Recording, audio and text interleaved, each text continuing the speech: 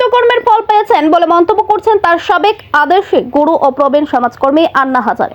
আন্না হাজারে দুর্নীতি বিরোধী আন্দোলনের পরিচিত মুখ। কেজরিওয়াল কর্মকাণ্ডে বিরক্তি প্রকাশ করে তিনি বলেন, তিনি আমার সঙ্গে মদের বিরুদ্ধে আওয়াজ তুলেছিলেন, আর এখন মদ নিয়ে তিনি প্রণয়ন করছেন। তিনি যে গ্রেপ্তার হয়েছেন এটা তার কর্মফল। बहुत दुख हुआ कि अरविंद केजरीवाल जैसे आदमी जो मेरे साथ काम करता था और शराब के बारे में हम लोग आवाज उठाया था, आज वो शराब नीति बना रहा है, जिससे मुझे दुख हुआ। लेकिन करेगा क्या, सत्ता के सामने कुछ नहीं कर सके। आखिर उसको जो अरेस्ट किया गया, अटक हुआ, वो उनकी कृति से हुआ।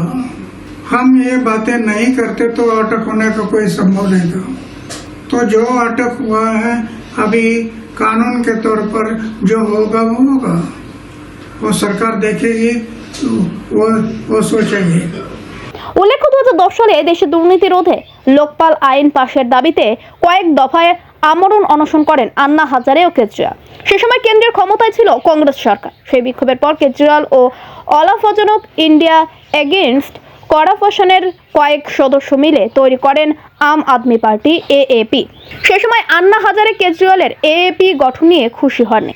দিল্লির আবগারি মদ নীতি সংক্রান্ত মামলায় জিজ্ঞাসাবাদের জন্য গত নভেম্বর থেকে 9 দফায় কেজরিওয়ালের বিরুদ্ধে সমন জারি করেছিল ভারত।